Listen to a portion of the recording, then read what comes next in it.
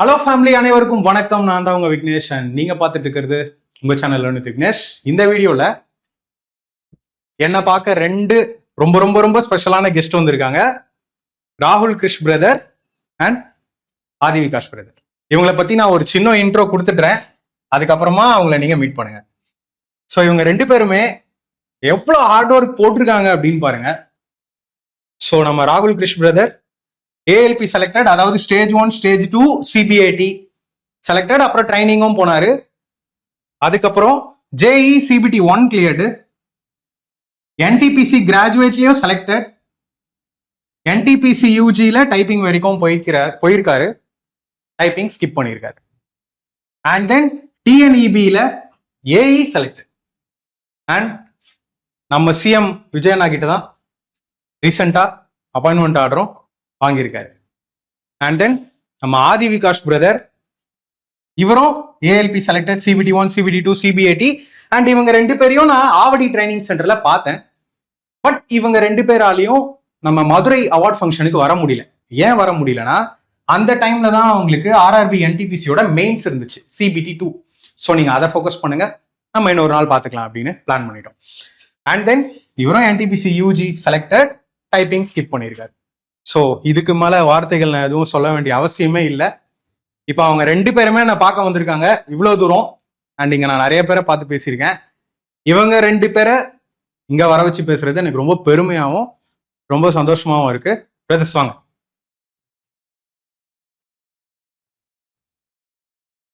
ஆதி Vikash bro,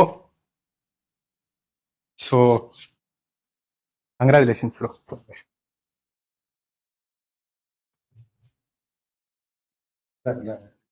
எனக்கு எதுக்கு bro? உங்களுக்கு தான் இது, நீங்க தான் எடுத்துக்கணும். சரி, அடுத்து நம்ம ராகுல் பிரதரை கூப்பிடலாம்.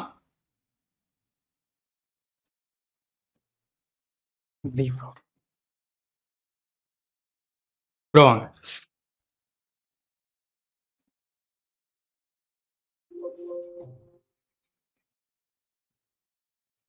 ராகுல் கிருஷ் ப்ரோ இத்தனை எக்ஸாம் செலக்ட் ஆகி இப்போ ஏஇயா இருக்காரு, அசிஸ்டன்ட் இன்ஜினியர். ஆக்சுவலா கெசட்டட் ஆஃபீஸர். வாழ்த்துக்கள் ப்ரோ. Thanks brother.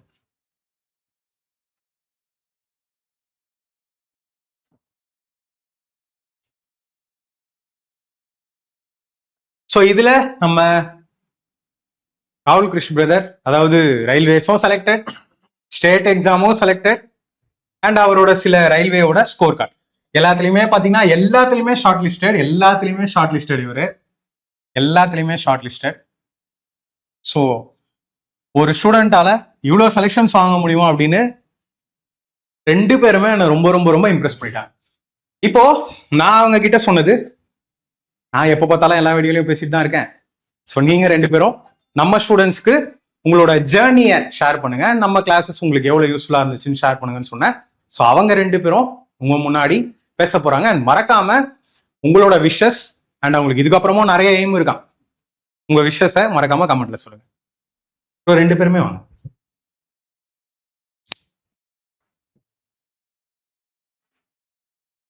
வணக்கம். வணக்கம். தேங்க்யூ ப்ரோ, இவ்வளவு தூரம் வந்ததுக்கு. என் பேர் ஆதி விகாஷ், எனக்கு ஊர் திருநெல்வேலி. நான் எங்க ஜேர்னி ஸ்டார்ட் பண்ணோம்னா 21 நவம்பர்ல ஸ்டார்ட் பண்ணேன். நான் எம்இ கிராஜுவேட். நான் 21ல எம்இ முடித்தேன். முடித்த உடனே வீட்டில் சொல்லிட்டு முதல் டிஎன்பிசி ஒரு 1 இயர் படித்தேன். 22 பூராமே டிஎன்பிசி ப்ரிப்பேர் பண்ணேன். டிஎன்பிசி எதுவும் எனக்கு கிளியர் ஆகலை. அப்புறம் என் ஃப்ரெண்ட்ஸு 2-3 பேர், சொரிமுத்து, வேல்துறை, இவங்க 2 பேரும், அவங்க ஒருத்தன் சிசிடிசியா இருக்கா, இன்னொருத்தன் டிஎன்பிசி ப்ரிப்பேர் பண்ணிட்டு இருந்தான். நான் இங்கிலீஷ் மீடியம், அதனால நீ எஸ்எஸ்சி ப்ரிப்பேர் பண்ணு, நல்லா இருக்கும், ரயில்வேஸும் வேகன்சி வரும், 2 எடுத்துடலான்னாங்க. 23ல நாங்கள் ஒரு 4 பேர் சேர்ந்து சேர் கோர்ஸும் இன்னொரு கோர்ஸ் எஸ்எஸ்சி கோர்ஸ் ஒன்று வாங்கி ப்ரிப்பேர் பண்ணோம். மேக்ஸ் ரீசனிங்க்கு கம்ப்ளீட்டாக விக்னேசன் கோர்ஸ் தான் பார்த்தோம். இங்கிலீஷ் 22ல இருந்து டிஎன்பிசி, 23ல இருந்து இந்த இங்க central government SSC railways SSC உட்கார்ந்துருந்தேன். 23 பூரா எஸ்எஸ்சி எழுதுனேன். வரல, எது கிளியர் ஆகல எனக்கு. அப்பதான் ஸ்டார்டிங் ஜட்ஜி கொஞ்சம் ப்ரிப்பேர் பண்ண டைம் எடுக்கும். யாருமே எப்படி நம்ம பேசிக் அந்த ரேஷியோ அண்ட் ப்ரொபோர்ஷன்ல இருந்து ஆரம்பிச்சு அட்வான்ஸ் மேக்ஸ் வரைக்கும் முடிக்கிறதுக்கு குறைஞ்சது 6 மந்த் குறைஞ்சது 1 இயர்னாலும் ஆகலாம். ரஷ் பண்ணவே கூடாது. ரஷ் பண்ணாலே நம்ம கான்செப்டை தெளிவா ஏத்துக்கிட முடியாது. அதனால பொறுமையா பாருங்க. சாரும் சொன்னாங்க என்கிட்ட, நிறைய பேர் எல்லாருமே ஃபுல்லா வீடியோ பார்க்க மாட்டேங்காங்க. யாராலையுமே ஒரு வருஷத்துல அப்படிலாம் எடுக்கவே முடியாது. அப்படிலாம் யாருமே கிடையவே கிடையாது. கண்டிப்பா உங்க கெப்பாசிட்டி உங்களுக்கு தெரியும். ஒவ்வொருத்தரோட கெப்பாசிட்டிக்கு தகுந்த மாதிரி நம்மளுக்கு என்ன தெரியுமா.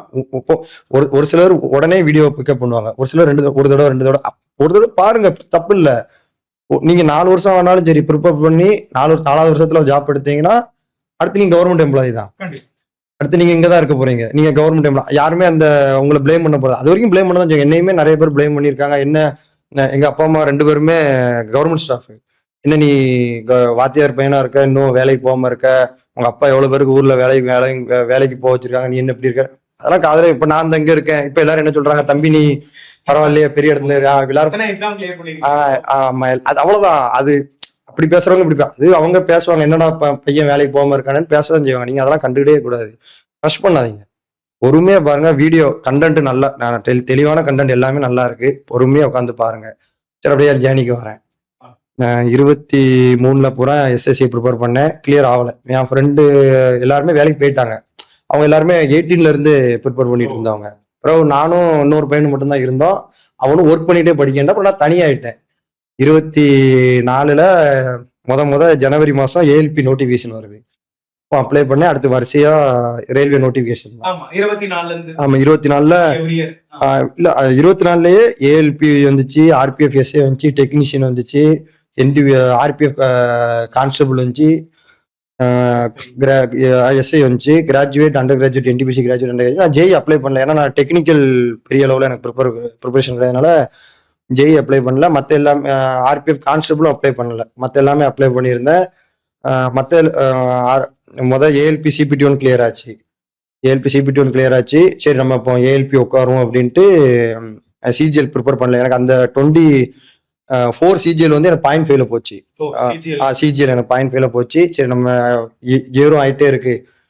வீட்லயும் ஒன்றும் சொல்லலை. வீட்லயுமே எனக்கு நல்லா சப்போர்ட். எங்க அப்பா அம்மாவுமே வெளியில அவ்வளவு பேசினாலும், எங்க அம்மா ஒர்க் பண்ற இடத்துலயுமே என்ன பையன் வேலைக்கு போகணும்னு கேட்டாலும் அவ்வளவு சப்போர்ட்டிவா இருந்தாங்க. அதெல்லாம் எங்க வீட்டுல நல்லா பாத்துக்கிட்டாங்க. சரி நம்ம ஒரு வேலைக்கு போகணும் அப்படின்ட்டு நான் இது ப்ரிப்பேர் பண்ண ஆரம்பிச்சிட்டேன்.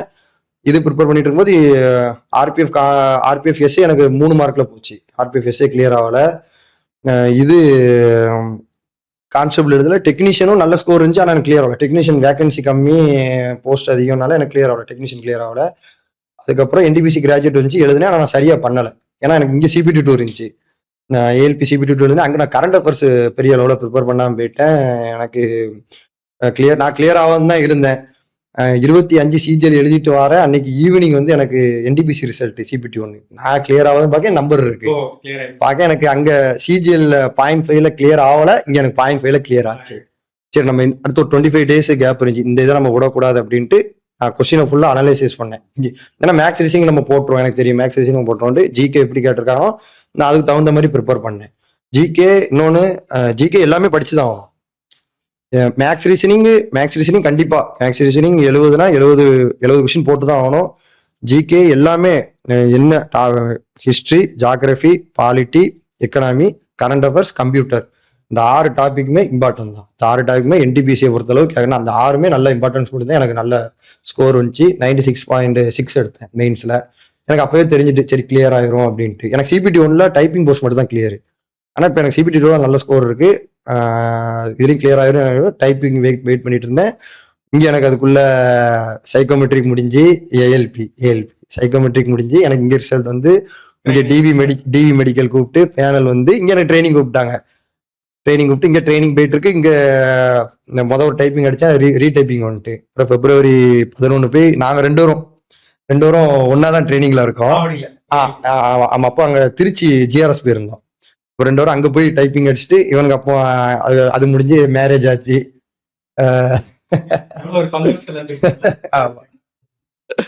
மேரேஜ் ஆச்சு. பிறகு நாங்க வெயிட் பண்ணிக்கிட்டே இருந்தோம். சரி ஒரு வழியா வந்துட்டு இப்போ ரிசல்ட் இப்போ ஒரு 1 வீக் முன்னாடி தான் வந்துச்சு. ரொம்ப சந்தோஷம். எல்லாரும் வீட்லயும் எல்லாரும் சந்தோஷம்.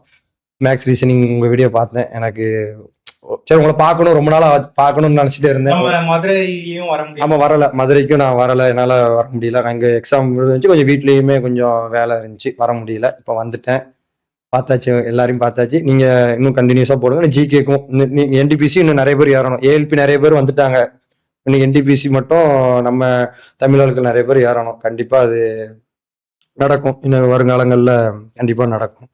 ஒரு வழியா இன்னும் இருக்கு, இன்னும் சிஜிஎல் ப்ரிப்பேர் பண்ணிட்டு இருக்கேன். பார்ப்போம், இன்னும் அடுத்து பார்க்கலாம். சிஜிஎல் ப்ரிப்பேர் எழுதணும் நல்லபடியா. கண்டிப்பா அதுலயும் செலெக்ஷன் வாங்குவீங்க. கண்டிப்பா.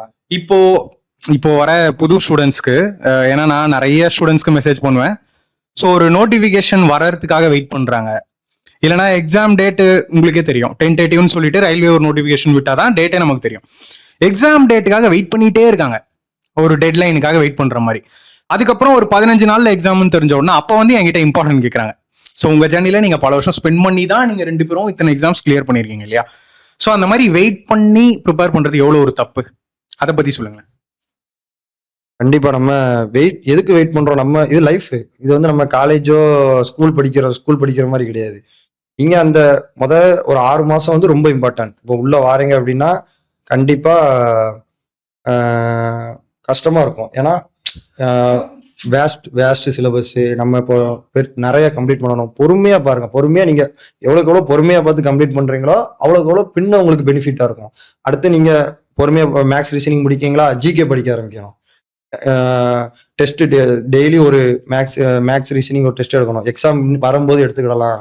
ஏன்னா ஒரு ஏஎல்பி நாங்க வந்து ஒரு குரூப் ஆரம்பிச்சு ஒரு 14 பேர் சேர்ந்து படிச்சோம். நாங்கள் சிபிடி 2 முடிஞ்ச உடனே சைக்கோமெட்ரிக் ஆரம்பிச்சிட்டோம். நிறைய பேர் ஒரு 4-5 பேர் என்ன பண்ணிட்டாங்கன்னா ரிசல்ட் வந்த உடனே பார்த்துக்கிடலாம், ரிசல்ட் வந்தோடனே எழுதிடலாம். ரிசல்ட் வந்து 15 நாள் தான் டைம் இருந்துச்சு. அதனால நீங்க ரிசல்ட்டுக்கு வெயிட் பண்ணவே கூடாது. வருது வரல, அடுத்தடுத்து உங்களுக்கு நீங்க கிராஜுவேட்டுக்கு எழுதுற சிலபஸ் தான் அண்டர் கிராஜுவேட் இருக்க போகுது. மேக்ஸ் ரீசனிங் எல்லா ரயில்வே எக்ஸாமுக்கும் காமன் தான். ஏஎல்பி ஜேஇ அது டெக்னிக்கல் ரீதியா போகுது, இது நான் டெக்னிக்கல் ரீதியா, உங்களுக்கு மற்றபடி எல்லாமே காமன் தான். நீங்க அதனால உங்களோட கடமையை நீங்க பண்ணிக்கிட்டே இருங்க, அதுக்கான பலன் வந்து உங்களை வந்து சேரும், கண்டிப்பா நடக்கும். நான் நம்பிக்கிட்டே இருந்தேன். எனக்கு நிறைய 33 எக்ஸாம் எழுதியிருக்கேன் இது வரைக்கும். 34 எக்ஸாம் எழுதியிருக்கேன். எனக்கு ஒரு 30 எக்ஸாம் ஃபெயிலியர் தான். ஒரு 3-4 எக்ஸாம் தான் நான் ஐபி கிளியர் பண்ணேன், சிபிடி 1 கிளியர் பண்ணேன், ஜிடி கிளியர் பண்ணேன். முத சும்மா போய் எழுதுனது, எஸ்எஸ்சி ஜிடி சும்மா எழுதுனது கிளியர் பண்ணேன். அதுக்கப்புறம் தான் சரி நம்ம எழுதுவோம் அப்படின்னா, அதுக்கு படிக்காம எழுதி ஓரளவுக்கு இதெல்லாம் கிளியர் பண்ணி, படிச்சு எதுவுமே கிளியர் ஆகல. 4 வருஷம் நான் கிளியர் பண்ணல. 4 வருஷமா கிளியர் பண்ணாம அவ்வளோ வீட்டுல பினான்சியலா பிரச்சனை இல்லாம இருந்தாலும் வேலைக்கு போகாம இருந்தா, இப்போ ஊர்ல ஆமா எல்லாருமே என்ன சுத்தி இருக்க எல்லாருமே வேலைக்கு போயிட்டாங்க. எங்க ஃப்ரெண்ட்ஸ் எல்லாரும் வேலைக்கு போயிட்டாங்க. ஊர்ல நான் மட்டும் தான் என் வயசுல பார்த்தா படிச்சு நான் மட்டும் தான் ஓரளவுக்கு சும்மா இருக்கேன். எல்லாருமே ரொம்ப ப்ரெஷர் இருக்கதான் செய்யும், எல்லாத்துக்குமே ஒரு ப்ரெஷர் இருக்கதான் செய்யும். அதெல்லாம் ஒரு கடந்து வந்தாச்சு. அதனால டைம் எடுக்கதான் செய்யும். யாருமே பேனிக் ஆகாதீங்க. இவ்வளவு படிக்கணும் அவ்வளவு படிக்கணும்னா அப்படி கிடையவே கிடையாது. எல்லாமே படிங்க, எல்லாமே ப்ரிப்பேர் பண்ணுங்க, எல்லாமே படிச்சா மட்டும். ஏன்னா இப்போ கட் ஆஃப் பாருங்க, நான் மெயின்ஸ்ல வந்து 96.6 எடுத்திருக்கேன். கட் ஆஃப் வந்து எவ்வளவு வந்திருக்கும், 100 கன்வெர்ட் பண்ணும்போது 80.5 வந்திருக்கு. கட் ஆஃப் 77 யூஆர் கேட்டகரிக்கு. அப்போ நீங்க மார்க் எடுத்தாதான் கிளியர். இப்போ நீங்க மேக்ஸ் ரீசனிங் வந்து அவுட் ஆஃப் 70 69 கரெக்டா போட்டேன். அது மாதிரி இதுலயும் போடணும். நீங்க நான் அதுல 25 27 எவ்வளவு எடுத்தேன், நீங்க அதுலயும் எடுத்துதான் ஆகணும். 25+ எடுக்கிறதுலாம் கஷ்டம். ஜிகேல இல்ல, நான் வந்து டிஎன்பிசி ப்ரிப்பேர் பண்ணும்போது கனிமுருகன் சார் வீடியோ யூடியூப்ல பாத்திருக்கேன். அதுக்கப்புறம் பர்மார் எஸ்எஸ்சின்ட்டு ஒரு பர்மார் எஸ்எஸ்சி தெரியுங்களா, அது கொஞ்சம் நல்லா இருந்துச்சு. அது நான் எஸ்எஸ்சி கொஞ்சம் ப்ரிப்பேர் பண்ணதுனால இங்க கொஞ்சம் ஹை லெவலாவே எப்பவுமே ப்ரிப்பரேஷன் கொஞ்சம் ஹை லெவலா வச்சா இங்க உங்களுக்கு கொஞ்சம் ஈஸியா இருக்கும். அதே மாதிரி அந்த கடைசி எக்ஸாம் எழுத போறது. அதே மாதிரி என்கிட்ட இன்னொன்னு சொன்னீங்க இல்லையா, 2022ல நான் லான்ச் பண்ண எஸ்எஸ்சி கோர்ஸ் யூஸ் பண்ணியிருக்காரு. ஸோ இவர் என்கிட்ட சொன்ன ஒரு நல்ல வார்த்தை, எஸ்எஸ்சி லெவலுக்கு மேக்ஸ் அண்ட் ரீசனிங்லாம் பார்த்துட்டா ரயில்வே ரொம்ப ஈஸியா இருக்கும் அப்படின்னு சொன்னாரு. அதான் நானும் ஸ்டூடெண்ட்ஸ் கிட்ட சொல்லுவேன், இவர் நேச்சுரலாவே அதை சொன்னாரு. ஆமா நான் வந்து ரயில்வேக்குன்னு ப்ரிப்பேர் பண்ணல. அப்போ வந்து இவங்க ரயில்வே இல்லாததுனால நான் இவங்க கோர்ஸ் தான் யூஸ் பண்ணேன். எஸ்எஸ்சி செலெக்ஷன் பேட்ச் கோர்ஸ் தான் அதை யூஸ் பண்ணேன்.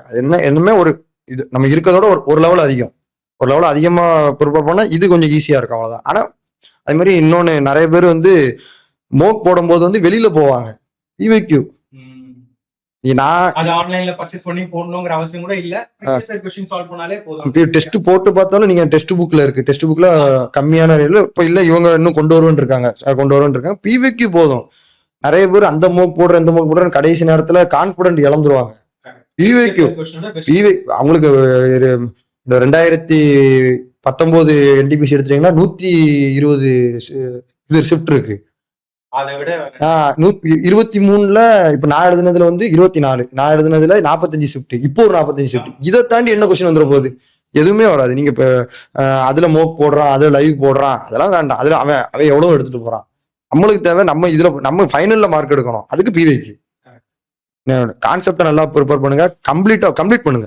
கம்ப்ளீட் பண்ணுங்க, இன்னொரு தடவை அதை ரிவைஸ் பண்ணுங்க. ஒரு நோட்ஸ் மாதிரி எழுதுங்க. நோட்ஸ் எழுத முடியாதவங்க பிடிஎஃப் கொடுக்காங்க, அந்த பிடிஎஃப் பாருங்க, அதை கம்ப்ளீட்டா ரிவைஸ் பண்ணுங்க. டெஸ்ட் போட தான் நம்மளுக்கு மிஸ்டேக் பண்ணுவோம். மிஸ்டேக் பண்ணா நம்மளுக்கு கத்துக்கிடுவோம். மிஸ்டேக் பண்ணா அந்த மிஸ்டேக் நம்ம திரும்ப பண்ணக்கூடாது அப்படின்னு கத்துக்கிடுவோம். அப்படியே நீங்க ப்ராக்டிஸ் பண்ணிக்கிட்டே வாங்க. கண்டிப்பா ஒரு அட்டம்ப்டா எடுக்க முடியல, அடுத்த அட்டம்ப்ட் எடுத்துடலாம். வெக்ஸ் ஆகாதீங்க. எதுவுமே நம்மள டிமோட்டிவேட் ஆக்கவே கூடாது. நம்ம அதுல அது ஒரு நம்மள யாருமே மோட்டிவேட் பண்ண மாட்டாங்க. பண்றவங்க இருப்பாங்க, பண்றவங்க நிறைய பேர் பண்றோம். ஆனா நம்ம பண்ணலனாலும் பிரச்சனை இல்லை. நம்மளே பண்ணிக்கிட்டு இருக்கணும். நம்மள நம்ம தான் பாத்துக்கிடணும். டைம் கண்டிப்பா எடுக்கும். அது எப்படின்னா 100ல ஒருத்தன் தான் இறங்கின உடனே எடுப்பான். அவனுக்கு என்னன்னா ஒரு பேசிக்கா அந்த நாலேஜ் இருக்கும். எல்லாராலையும் முடியாதுல்ல. டைம் எடுக்கும். டைம் பொறுமையா இருக்கு. அவசரப்படாதீங்க, ரொம்ப ரஷ் பண்ணாதீங்க. அவ்வளவுதான். நானும் ரஷ் பண்ணிருக்கேன். நானும் இதெல்லாம் பண்ணதான் இருக்கேன்.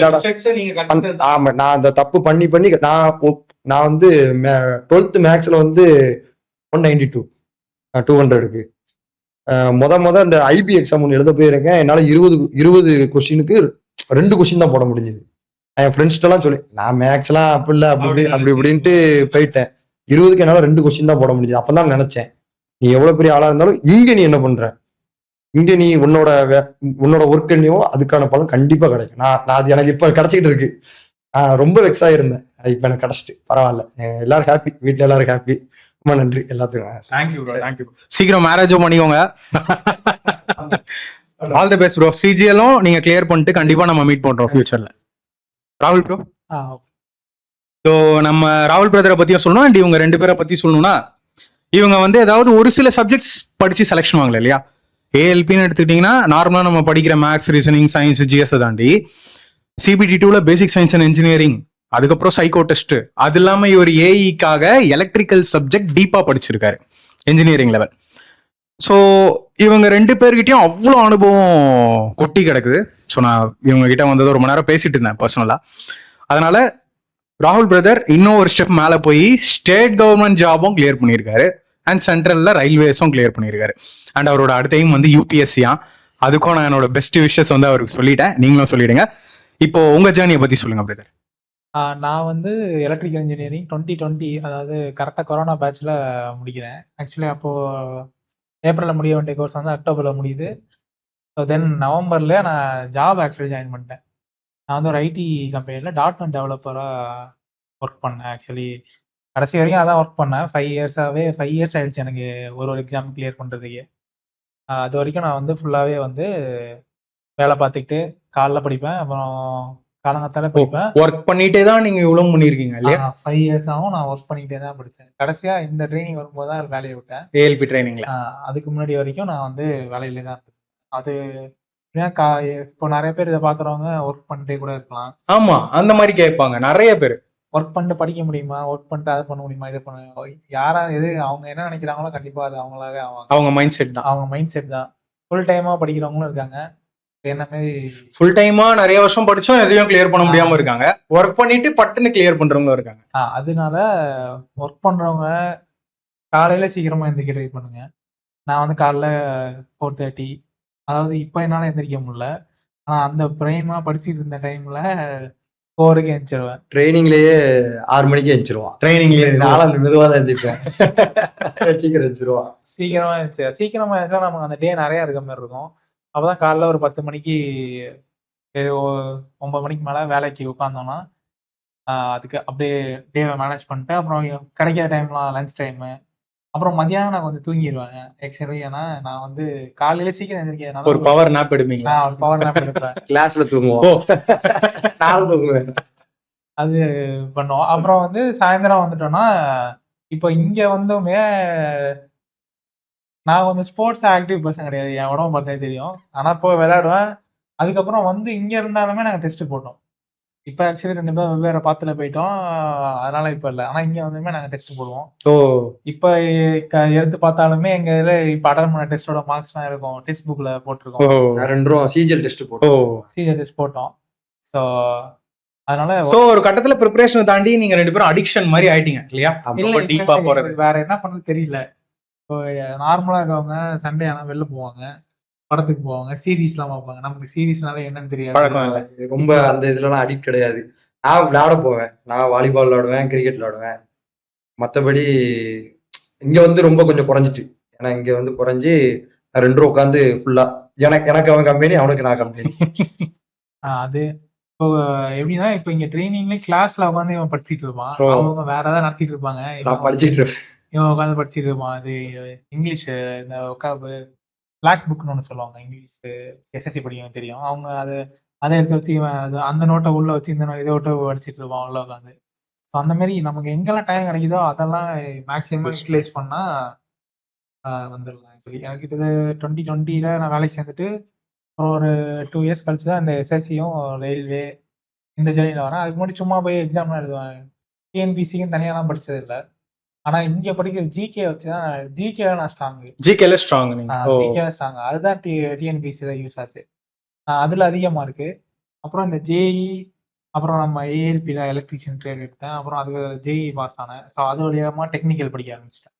டெக்னிக்கல் படிச்சு அப்புறம் அப்படியே அடுத்தடுத்த எக்ஸாம் வருது. இந்த எக்ஸாம் அப்பதான் இந்த டெக்னிக்கல் படிச்சு முடிக்க போற நேரத்துல தான் இந்த எக்ஸாம் வந்துச்சு. ஸோ அப்படிதான் இதுல 2024 ALP. 2025 ஏஎல்பி முடிஞ்சு 2024லயே 2024 நோட்டிஃபிகேஷனோட ஜேஇயும் சிபிடி 2 நடக்குது. அதுக்கு எழுதுனேன். அது ஆக்சுவலி கிளியர் ஆகல. அதுல அது முடிச்சோன்னா இது டிஎன்பிசியில் ஏஇ. ஸோ அதுதான் இப்போ கிளியர் ஆயிடுச்சு. அதுக்கப்புறம் இப்போதான் ஒரு வாரத்துக்கு முன்னாடி என்டிபிசியோட ரிசல்ட் வந்துச்சு. ஸோ அதில் நாங்கள் 2 பேரும் சோ நீங்க என்ன சோர்ஸ் ப்ரோ யூஸ் பண்ணீங்க? நீங்க நல்லா ஸ்கோர் பண்ண என்னென்ன ஃபாலோ பண்ணீங்க?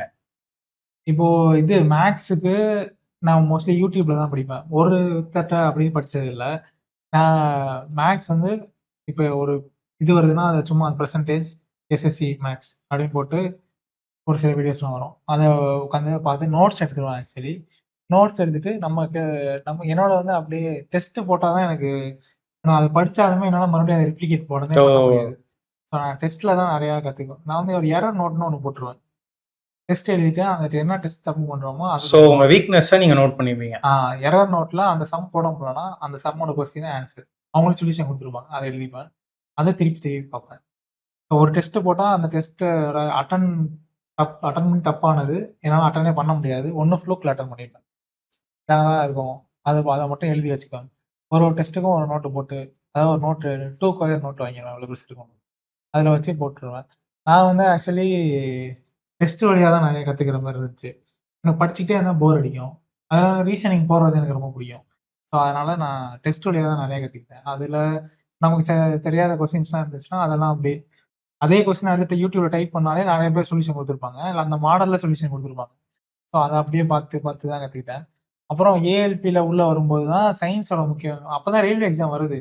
இந்த 4 வருஷம் ரயில்வே எக்ஸாம் இல்லை 2020லேருந்து. ஸோ அப்போ சயின்ஸுங்கும் போது சயின்ஸ் ஸ்ட்ராங் ஆகும் போது உங்க கோர்ஸ் தான் ஃபுல்லாக சயின்ஸ் கோர்ஸ் மட்டும் தனியாக செப்பரேட். ஆமா நீங்க 2024ல என்னோட சயின்ஸ் கோர்ஸ் பை பண்ணிருக்கீங்க. ஆமா. அதுல நான் வந்து பிசிக்ஸை வந்து ஃபர்ஸ்ட் வீடியோல இருந்து கடைசி வீடியோ வரைக்கும் நான் பார்த்தேன். சோ 12.5 மணி நேரம்லாம் போட்டிருப்பேன் இல்லையா? ஃபுல்லா பாத்தீங்க இல்லையா? அதான் நான் ஸ்டூடெண்ட்ஸ்க்கு சொல்லுவேன். கண்டிப்பா ஃபுல்லா பார்த்தாதான் முடியும். இவரோட வந்து இவனே சொல்லு. இல்ல அவர் வந்து இப்போ ரயில்வேல சீனியர் கிளர்க் ஆயிட்டாப்ல. அதிகாரியா இருக்கீங்க 2 பேரும். அதனால இவர் வந்து எப்படின்னா maths reasoning course. Maths reasoning வந்து ரொம்ப பெரிய கோர்ஸ். இப்போ நீங்க இருக்கிறதே பெரிய கோர்ஸ் பார்த்தா மேக்ஸ் தான். அதையே உட்காந்து ஃபுல்லா பார்த்து இருக்காரு ஆதி விகாஸ். ஆக்சுவலி அப்பனா ஃபுல்லா பார்க்கணும். எந்த கோர்ஸா இருந்தாலும் ஃபர்ஸ்ட்ல இருந்து லாஸ்ட் வரைக்கும் முடிச்சாதான் அதோட இதுவே தெரிய வரும். நம்ம பாதியில விட்டோம்னா அது அப்படியே பாதியா போயிட்டே இருக்க வேண்டியதான். கடைசி வரைக்கும் என்னதான் தெரியுது நம்ம சொல்ல முடியாது. கடைசி வீடியோல பார்த்த ஒரு கான்செப்ட் மேக்ஸ்ல இருந்து கேட்டிருப்போம். எதுல இருந்து வேணாலும் கொஸ்டின் வரும். எதுனாலும் வரலாம். ஏன்னா நம்ம 45 ஷிஃப்ட் இருக்கு. அதே அப்படியே தான் கேட்பான்னு கிடையாது. ஒரு ஷிஃப்ட்ல இந்த மாடல் கேட்பான், ஒரு ஷிஃப்ட்ல. அதனால எல்லாமே பாருங்க. எல்லாம் பார்த்தா தான் நம்ம ஸ்கோர் நம்ம கான்ஃபிடென்டா இருக்க முடியும். நம்மளுக்கு எல்லாம் தெரியும், நம்ம எல்லாம் போட்டுடலாம், அப்படி அந்த கான்ஃபிடென்டா இருக்க முடியும். டஃப்பா இருந்தா எல்லாத்துக்கும் டஃப் தான் அந்த பேப்பர். நம்ம அதுக்கு எப்படி ரியாக்ட் பண்றோம், அதுல எப்படி மார்க்க இப்போ நம்ம ஈஸியா இருந்தா 80 கொஸ்டின் போடுறோம் அப்படின்னா, டஃபா இருந்தா 70, நம்ம 70 தான் போட முடியும். நம்மளுக்கு நார்மலைசேஷன் இருக்க போது நம்மளுக்கு மார்க் கூட போகுது, அவ்வளவுதான். நீங்க அதெல்லாம் யோசிக்கவே கூடாது. ஆனா ஃபர்ஸ்ட்ல இருந்து கடைசி வரைக்கும் அது சயின்ஸ் கோர்ஸா இருந்தாலும் சரி, யூடியூபா இருந்தாலும் சரி, எந்த கோர்ஸோ இல்ல இங்க வேற யாரோடதா இருந்தாலும் சரி, ஒரு கோர்ஸ்னு ஒன்று ஆரம்பிச்சா அதை ஃபர்ஸ்ட்ல இருந்து கடைசி வரைக்கும் முடிக்கணும்.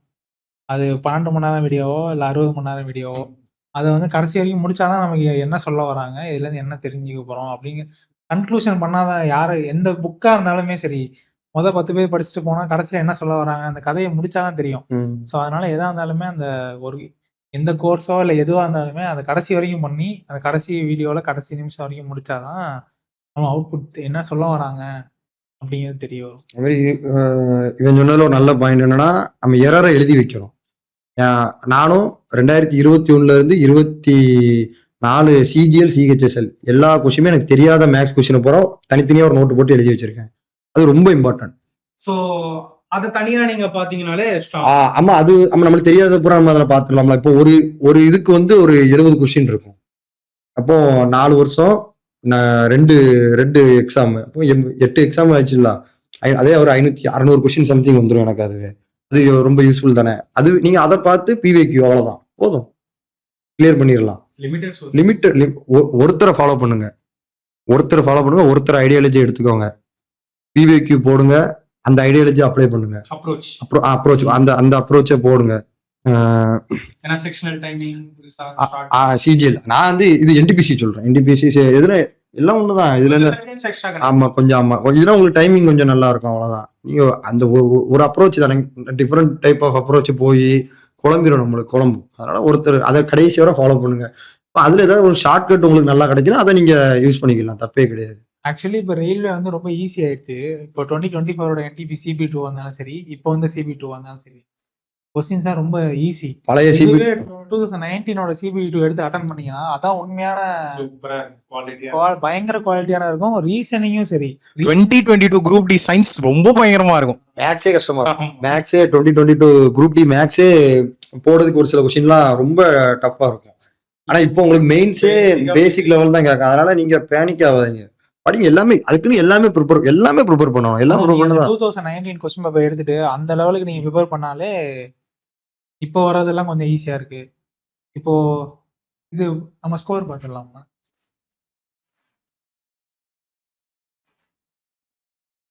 இப்போ இதுதான் ஆக்சுவலி CBT2 இப்போ வந்த கிராஜுவேட்டோட CB2 இது. இப்போ இங்க பாருங்க, ஆக்சுவலி பாத்தீங்கன்னா 80.23. அப்போனா அப்போ இது வந்து 120 ஆக்சுவலா. இப்போ 100 கன்வெர்ட் பண்ணும்போது 80.23. ஆக்சுவலி இதுக்கே 2 போஸ்ட் தான் இப்போ கிளியர் ஆயிருக்கு. ஆக்சுவலி இப்போ இதுவும் கூட்ஸ் கார்டும் கிளியரு. ஆனால் நாங்கள் வந்து ஃபர்ஸ்ட் ஸ்டேஜ் அப்போ நாங்கள் கரெக்டாக ப்ரிப்பேர் பண்ணல. ஏன்னா இப்போ இது CBT1, இது என்ன CBTனா இது JEE, இது லேட்டஸ்ட் JEE. அந்த CBT2 மார்க் வரும் ஆக்சுவலி, இதில் இருக்கும். அப்போ வரும்போது காட்டுறேன். இதான் இங்க பாருங்க, நான் வந்து 75 தான் எடுத்திருக்கேன். CBT1ல வந்து என்னோட மார்க் கம்மி, நானும் கம்மி, ஆதிவிகா 71 தான். எனக்கு CBT1ல எனக்கு 71 தான். CBT1ல ஒழுங்கா பண்ணாதனால CBT1 கிளியர் பண்ணாத, CBT1ல ஒழுங்கா பண்ணல. ஸோ அதனால CCT கட் ஆஃபும் வரல, கட் ஆஃப் கிளியர் ஆகல, SM கட் ஆஃப் கிளியர் ஆகல. ஆக்சுவலி இப்போ எங்க மார்க்கை பார்த்தா அதோட அதிகமா, அதோட நல்ல மார்க் இருக்கு எங்களுக்கு. இப்போ CBT2ல நல்ல ஸ்கோர் எங்களுக்கு இருக்கு. ஆனா CBT1ல நாங்க ஒழுங்கா படிக்காதனால, அதனால CBT1னையும் கொஞ்சம் இம்பார்ட்டன்டா பாருங்க. ஏன்னா எல்லாரும் சொல்லுவாங்க அதை விட குவாலிஃபைங்னு. எழுத போறது 2 எக்ஸாம் தான். 2லயுமே உங்களால எவ்வளவு பெஸ்ட்டா கொடுக்க முடியும், எவ்வளவு புஷ் பண்ண முடியும், புஷ் பண்ணுங்க, அவ்வளவுதான். நெகட்டிவ் போடாதீங்க. நெகட்டிவ் இல்லாம இப்ப இதுல பாருங்களேன், நான் நெகட்டிவ் போட்டது 9 தான். நிறைய பேர் எல்லாத்தையும் அட்டன் பண்ணி வச்சுட்டு வந்துருவாங்க. அப்ப இதே மாதிரி CBT2ல என்னோட நெகட்டிவ் ரொம்ப, CBT2ல 120 கொஸ்டின்ஸ், அதுக்கு நெகட்டிவ் பாத்தீங்கன்னா 7 தான். நெகட்டிவ் கம்மி பண்ணணும். அதுக்கு பாத்தீங்கன்னா என்னோட நெகட்டிவ் 7 தான். இது வந்து ஆக்சுவலி இது இப்ப எழுதுனது, அதனால நெகட்டிவ் கொஞ்சம். இது சும்மா போய் எழுதிட்டு வந்தா. இது சும்மா போனனால 10 நெகட்டிவ். அதுதான் நம்ம நல்லா ஹை ப்ரிப்பேர்டா இருந்தோம்னா சும்மா போய் எழுதிட்டு வந்தா கிளியர் ஆகும். ஏன்னா என்டிபிசி கிராஜுவேட் அண்டர் கிராஜுவேட் இப்படி தான் கிளியர் ஆச்சு. ஆமா, ஸ்ட்ராங் பண்ணியாச்சு. நான் என்டிபிசி அண்டர் கிராஜுவேட் வந்து என் ஃப்ரெண்டு எழுத போனான். என் ஃப்ரெண்டு வந்து என்ன கூப்பிட்டான், எனக்கு மதுரை போட்டிருந்தாங்க, நான் வரல, நான் இங்கே இருக்கேன், என் கூட வா, எனக்கு துணைக்கு, 2 பேருக்கும் ஒரே காலேஜ். நான் சும்மா போய் எழுத போனா எனக்கு கிளியர். அதனால அது நடக்கும், அதெல்லாம் எல்லாத்துக்கும் நடக்கும். அது நல்லா இருக்கும், அது நல்லா இருக்கும், அந்த ஃபீல் நல்லா இருக்கும். சும்மா போய் எழுதிட்டு வருவோம், ஒரு நல்ல எக்ஸாம் கிளியர் ஆகும். அதுக்கு டைம் எடுத்து டைம் எனக்கு நான் 21 நவம்பர் ஆரம்பிச்சேன், கிளியர் ஆக ஆரம்பிச்சு 25 தானே. எனக்கு ஒரு இயர்ஸ் கண்டிப்பா எடுக்கும், கண்டிப்பா 2 to 3 years எடுக்கும். அதனால இப்போ ஏஎல்பி சிபி2 ஆக்சுவலி இப்போ வரப்போகுது. ஸோ அந்த ஸ்கோர் அடுத்து போயிருந்தேன். LCB2 ஸ்கோர் வச்சிருக்கேன். ஏஎல்பியோட ஸ்கோர் கார்டு ஆக்சுவலி பார்த்தீங்கன்னா 83 ப்ரோ ரேட்டடு. இது வந்து 45 நினைக்கிறேன் trade. Part A part B. So இதில் பார்த்தீங்கன்னா கரெக்டாக என்னோட நெகட்டிவ் மார்க்கிங் வந்து 7. என்னோட நெகட்டிவ் பார்த்தீங்கன்னா எல்லாத்துலேயும் கம்மியாக இருக்கும். ஸோ எல்லாத்தையும் அட்டன் பண்ணணுன்னே நினைக்காதீங்க, தெரிஞ்சதை போடுங்க. நீங்க நல்லா ப்ரிப்பேர் பண்ணியிருந்தீங்கனாலே 100க்கு ஒரு கொஸ்டின் எங்களுக்கு ஈஸியா இருந்துச்சு. ஈஸியா 90 கண்டிப்பா அட்டன் பண்ணிடலாம். அதனால கொஸ்டினை பொறுத்து தான் அட்டன் பண்ணிட்டோம். அதனால நீங்க இவ்வளவு அட்டன் பண்ணணும், உங்க பெஸ்ட்டை கொடுங்க, அதுவா நடக்கும், எல்லாமே தானா நடக்கும். இது வந்து சிபி80 ஸ்கோர் கார்டு. ஸோ இதில் ஒன்றும் பெருசாக இருக்காது. Psycho test. ஸோ இது பெருசாக 22ன்னு நினைக்கிறேன் ஆக்சுவலி 30க்கு. அடுத்தது பேர் என்ன? ஓகே, அவ்வளோ. ஸோ இப்போ வர அதே மாதிரி இப்போ சிபி2 எழுத போகிறீங்க, எக்ஸாம் ஹாலுக்குள்ளே நிறையா நடக்கும். ஸோ அதெல்லாம் நீங்கள் உங்கள் எக்ஸாமில் மட்டும் ஃபோக்கஸ் பண்ணுங்கள். ஒருத்தர் திடீர்னு கம்ப்யூட்டர் ஒருத்தர் அவனை கையை தூக்குவார், ஒருத்தர் தூக்கி இது இல்லை அது இல்லை ஏதாச்சும் பக்கத்தில் பேசிட்டு அதை கூப்பிட்டே இருப்பாங்க. டிஸ்ட்ராக்ஷன் நிறையா இருக்கும். அப்புறம் நடுவில் வந்து திடீர்னு உங்களை ஃபோட்டோ எடுக்கணும்பாங்க. ஸோ இந்த டிஸ்ட்ராக்ஷன்லாம் இருக்கும். ஸோ பக்கத்தில் இருக்கவங்க யாரையும் பார்க்காதீங்க, உங்கள் கம்ப்யூட்டர் மட்டும் பார்த்துட்டு கரெக்டாக அது கூட ஒரு 2-3 கொஸ்டின் எக்ஸ்ட்ரா போட யூஸ் ஆகும். இது ரொம்ப முக்கியமாக தான் இருக்கும் சொல்கிறது. ஆக்சுவலி அது வந்து ரொம்ப முக்கியம். அந்த ஃபுல் ஃபோக்கஸ்டாக அந்த எக்ஸாம் மட்டும் உங்களோட கம்ப்யூட்டரு பக்கத்தில் இருக்கவனுக்கு இது ஒர்க் ஆகல அது ஒர்க் ஆகல எல்லாம் சவுண்டாக இருக்கும். அந்த மாதிரி இல்லாமல் அதேமாரி உள்ளே போகும்போதே நம்மளை அதை செக் பண்ணுறேன் இதை செக் பண்ணுறேன் அதை போட்டிருக்கேன் இதை போட்டிருக்கேன்னு டென்ஷன் படுத்திட்டு இருப்பாங்க. அதெல்லாம் ஒன்றுமே இல்லை, ஒரே டிஷர்ட்டு ஒரு நைட் பேண்டை போட்டு கிளம்பிடுங்க. அதுக்கு மேலே ஒன்றும் உங்களை செக்கே பண்ண மாட்டாங்க. கையில் கயிறு கட்டியிருந்தா எல்லாம் அருணாகுடி கட்டியிருந்தாலும் சரி எல்லாத்தையும் ஸோ இதெல்லாம் தேவையில்லாத அங்கே ப்ரெஷர் ஆகும். ஸோ அதை கம்மி பண்ணிடுங்க. அதேமாதிரி எக்ஸாம் நல்லா பக்கத்தில் இருக்கவனுக்கு ஏதாவது ஒர்க் ஆகாமல் போகும், நிறையா பக்கத்தில் இருக்க சவுண்டு போட்டே இருப்பாங்க அவங்களோட இஷ்யூக்காக. உங்களுக்கு எந்த பிரச்சனையும் இல்லைனா நீங்கள் எக்ஸாமில் மட்டும் ஃபோக்கஸ் பண்ணுங்க, பக்கத்தில் இருக்க யாரையும் டிஸ்ட்ராக்ட் ஆக வேணாம். மற்றபடி அவ்வளோதான், ஹார்ட் ஒர்க் பண்ணுங்க. கண்டிப்பாக எழுதுற 1.5 மணி நேரம் வந்து ஃபோக்கஸ்டா ரிலாக்ஸ்டா இருங்க, பேனிக்கா நல்லா நம்மளால முடியும் கான்ஃபிடென்ட்டா இருக்கணும். அந்த நேரம் வந்து உங்க கவனம் செதறக்கூடாது. அதுவே உங்களுக்கு மார்க்கு உங்களுக்கு கை கொடுக்கும். எல்லாமே நல்லபடியா நடக்கட்டும். வாழ்த்துக்கள் எல்லாத்துக்கும். நல்லா எழுதிட்டு வாங்க. சிபிடி2 நல்லா எழுதிட்டு வாங்க. ப்ரீவியஸ் இயர் கொஸ்டின் பேப்பர் நல்லா பார்த்துட்டு போயிருங்க. ரயில்வே பொறுத்த வரைக்கும் ப்ரீவியஸ் இயர் கொஸ்டின் தான். டெக்ஸ்ட் புக்கில் இருக்க ப்ரீவியஸ் இயர் அந்த எக்ஸாம் என்விரான்மெண்ட்ல வந்து போட்டு இப்போ 10 நாள் இருக்கா, 10 நாள் 10 PIU போட்டுட்டு கிளம்புங்க. அங்கே போனால் அதே தான் வர மாதிரியே இருக்கும். நானும் அதான் பண்ணோம். PYQ 10 நாள் முன்னாடி 15 நாள் இருக்குன்னா அந்த 15 நாள் டெய்லி காலைல 1 hour உட்காந்து டெஸ்ட் 1.5 hour 90 minutesல 1.5 hour உட்காந்து போட்டுருவேன். எனக்கு ஆக்சுவலி இன்னொரு நான் அங்கே வேலை பார்த்துட்டு இருக்கும்போது நானும் ஜிதேந்திரான்னு ஒரு பையன், அவர் வந்து 2 பேரும் சேர்ந்து தான் படிக்க ஆரம்பித்தோம். அவர் வந்து இந்த இதில் SM கிளியர் ஆயிருக்கு பெங்களூரில். அப்புறம் இப்போ அவன் எஸ்ஐ கிளியர் ஆகிட்டாப்புல. அதனால 2த்துல எது போவாருன்னு முடிவு பண்ணிட்டு இருக்காரு. அவரும் நானும் தான் இந்த மாதிரி டெய்லி ஒரு டெஸ்ட்டை போட்டுட்டு அதை உட்காந்து ப்ரிப்பேர் பண்ணி அதை டிஸ்கஸ் பண்ணுறது. அவன் நல்லாவே மேக்ஸ் போடுவான், நான் கொஞ்சம் மேக்ஸ் கம்மியாக தான் போடுவேன். ஆனால் நான் ரீசனிங் நல்லா போடுவேன், அவன் ரீசனிங் நல்லா போடுவேன். ஸோ அவன் என்ன மெத்தட் சொல்கிறானோ அதை எனக்கு சொல்லுவார், நான் அதேமாரி அவளுக்கு அந்த மெத்தட் நான் சொல்லுவேன். அந்த மாதிரி படிச்சிருங்க. அதான் கூட கம்பெனியன் தான். இப்போ இங்கே வந்தால் நானும் இவனும் டைப்பிங் அடிச்சுட்டே இருப்போம் உட்காந்து. இன்னொருத்தர் ராஜதுரைன்னு, அவரு நான் 3 பேரும் சேர்ந்து ஒரே கம்ப்யூட்டர் தான் இருக்கு.